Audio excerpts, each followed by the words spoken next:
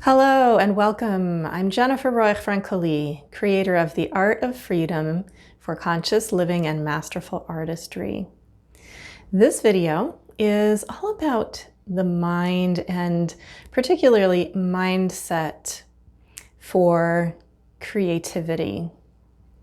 Now, I'm talking about creativity in a very, very broad sense, in the sense that you can access that part of you, your mind, body, self, spirit, that produces novel things. That's one way of defining creativity. Creativity is also spontaneous. It's natural. We are naturally creative. And somewhere along the way, when we grow up, we tend to dampen that natural function that we have of creativity, which has a lot to do with imagination and intuition. And children, little children, are naturally spontaneous and creative and enthusiastic and curious. All of those elements that we aspire to recover as adults, because we have a sense, we have an intuition that those qualities allow us to tap into our creative source, so to speak. So today I'm talking about mind, which is the second pillar of the Art of Freedom method. The 5 pillars are purpose, mind, body, spirit, and artistry. Sorry, I kept wanting to say ostrich. Like, now, artistry. So, all of those things go together. You can't really separate any of them out. But yesterday I talked about purpose. This video is part of our 5-day creativity challenge, and we're following each of these 5 pillars over the 5 days. And so today, day 2, is focusing on mind.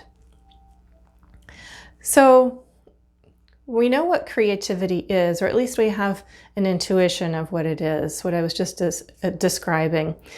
And so it's really important to have a way to tap into that spontaneous freedom, that curiosity and enthusiasm, that childlike energy, because that connects us to that creative source, or that creative muse, I like to call it. Spirit, source, mystery, nature, God, whatever you'd like to call that source of creativity.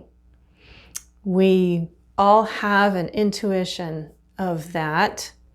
And very often what blocks our natural ability to tap into that and connect with that and have a thriving, energetic relationship with that source is our thinking, the mind, our minds. So I'm going to talk today briefly about 5 steps that I like to use for myself when I want to engage in my creative pursuits, which usually when I'm thinking that in those terms, I'm thinking about playing my violin or practicing. But like I said before, everything that we do in life is potentially creative, and you could argue that it should be creative, or it is always creative, but we're not aware of it. So these 5 things that I'm about to describe, I call my pre-pearls. They're 5 pearls that help us to introduce an activity for ourselves with more conscious presence and awareness, and helps us to get the unhelpful thinking out of the way, to clear the ground and clear space in our minds to allow that creative spirit or creative muse to flow through us and out our chosen activity. Now, as I started saying earlier, the 5 pillars of the Art of Freedom can't really be separated. So I'm talking about mind and mindset today, but you really cannot separate that from spirit or purpose or body or artistry, creativity. But I'm going to emphasize the mental aspect, the way we tend to think of it with these 5 pre-pearls. So when I get ready to practice my violin, I make sure that I stop for a moment first. I stop, I pause, and I remember that I want to engage in this activity with spirit. And in order to do that, I need to take myself through a little process to get my ego out of the way. And you might not like that formulation, but use whatever words you want. It doesn't really matter as long as you understand the gist of what I'm saying. You can call it the ego or not, doesn't really matter. I tend to think of our negative thinking and our egotistical, little self-centered ways of thinking that is making assumptions or pushing ourselves forward into the future with fear, or pulling back from the past, or falling back into the past with regret, or anything that you typically think of as negative or unhelpful or overly positive in a way that is selfish, bluntly. I think of that as ego. And it's human. It's not like we're trying to, or maybe we are, but we're not trying to make that completely disappear, because that's impossible. Then we would no longer be human. That's the way I see it. But we do want to become aware of when we are in ego mode, or when we're identifying with personality. That's another way to say it. Because we are not our thoughts, we are not our feelings, we are not what we choose to do with ourselves. We're much bigger than that, okay? And so it's the mind, the ego, the belief and identification with the personality that tends to limit us, and therefore tamp down on and diminish the flow between us and creative spirit. And another way of thinking of creative spirit is our true self, authentic self with a capital S. But again, everything I'm talking about here related to self and ego and personality, these are just words. Don't get hung up on the words. It's not that important what we call these things, as long as we have an intuition, a sense that, oh, I kind of know what she's talking about, right? So call it what you will. If you follow these 5 steps, the way I'm going to describe, you're going to have a much better chance at bringing your whole self, as much of yourself as you can muster, into your creative activity, and you are more likely to feel inspired and motivated and eager and enthusiastic to engage in your creative pursuit. Okay? So the 5 pre-pearls start with desire. That's the first pearl. Desire, or purpose, or intention. You have to know what you want, and you have to know why you're doing something. Or at least you have to be curious and wonder about why, and wonder about what you want. Curiosity is the key to inspiration. So if you don't know what you want and you don't know why, it's going to be a lot harder, but it'll be easier if you're open to wondering about desire, intention, and purpose. So if you're not sure and you don't really know, that's okay. But don't skip the first pearl. Just start wondering about it. Okay? Then the second pre-pearl is open asking. If you don't know what you want, wonder. Open yourself up to finding out. Think of statements that start with, I wonder, or what if, or I'm curious about, or I wonder, could I have, or is this possible? Number 2 is about opening up to possibilities. Okay, that's open asking. If you are of a religious mind, a religious bent, you could think of this step as prayer. But if you're an atheist or an agnostic, you can still make good use of step number 2. And I am not here to judge anyone's spiritual or religious outlook. I am absolutely not here to judge that. In fact, I've gone through a lot in my life. I've seen many different sides of many issues in this area. And I stay out of that. I stay out of it and completely in. I love religion. I love spirituality. I love atheists. I love agnostics. I just feel like love covers it all. So I don't go into specifics about religion or spirituality. I want to help everybody from any perspective. So there's absolutely no judgment here. You can pray or you can meditate. You can believe in God. You can not believe in God. We all have different ideas and preconceived ideas about God, and those can get in, and they can get in your way or they can open you up. It all depends on, number 1, what do you want? Okay? And being open to possibilities, open to different ways of looking at things, open to different ways of thinking and believing. Just staying open to letting your inner wisdom show up. That I have absolute faith in. For me, for you, for everyone, I have absolute faith in that core essence of a human being that knows something real, something truthful. And I feel that with creativity, with artistry, it's a way for each of us to find our way back to that inner knowing, that inner wisdom, that essential faith in the heart.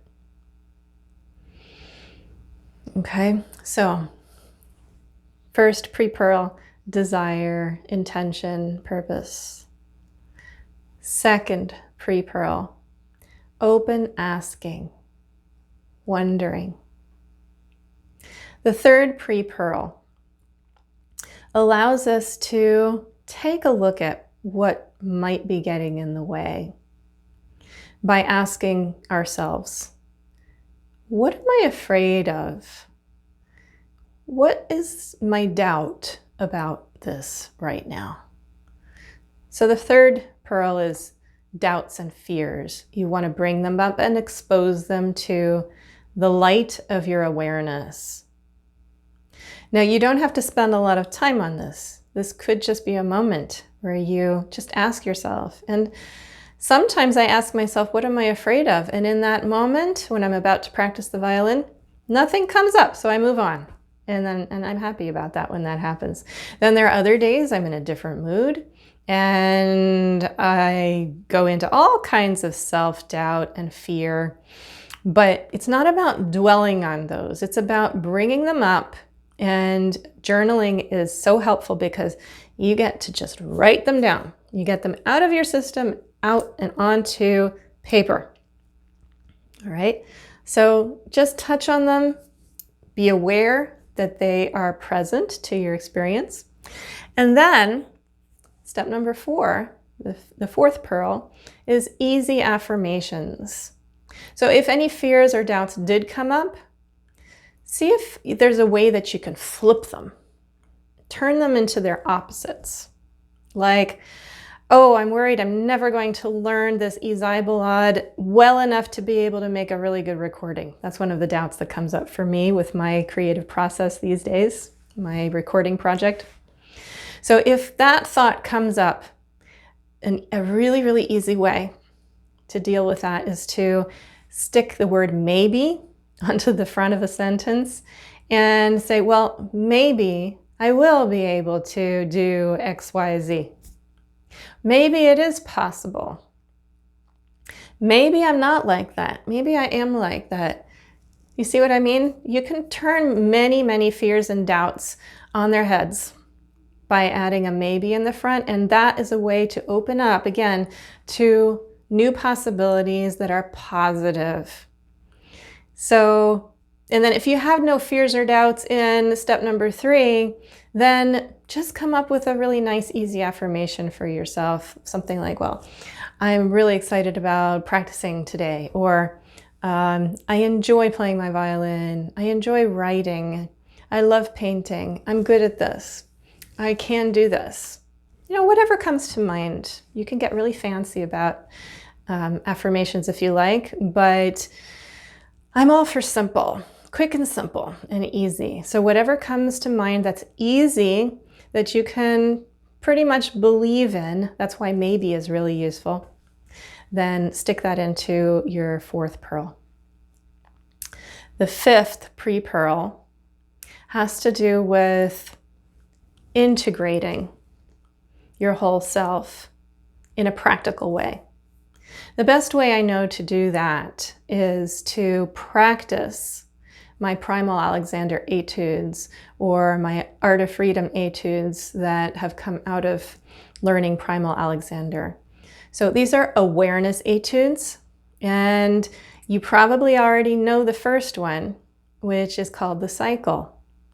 That's a Primal Alexander etude created by Mio Morales. He's the creator of Primal Alexander, which is a hands-free way of teaching the Alexander technique that I came across about 5 years ago or so, maybe more by now, and it works so well. I teach it to most of my students now, and I don't teach with my hands anymore because it's so powerful, so empowering for my students and for myself, so they can do all kinds of wonderful things and heal and grow on their own without depending on the teacher's hands.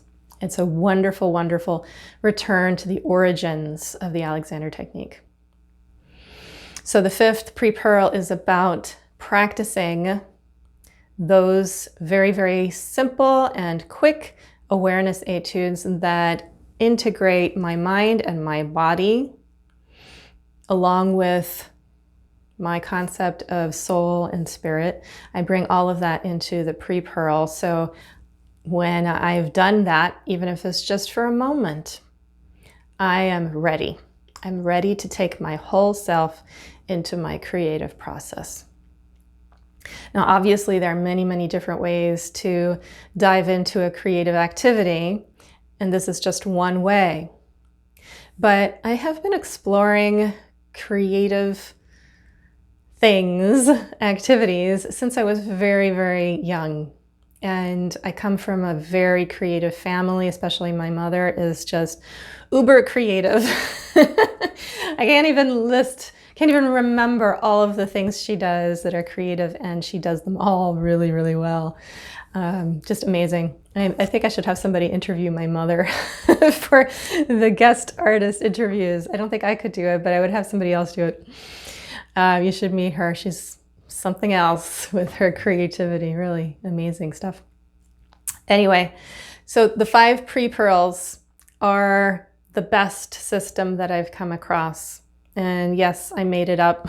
It's part of the Art of Freedom method. It's a central aspect of the Art of Freedom method for conscious living and masterful artistry. So I strongly encourage you to experiment with these 5 pre-pearls. And let me know.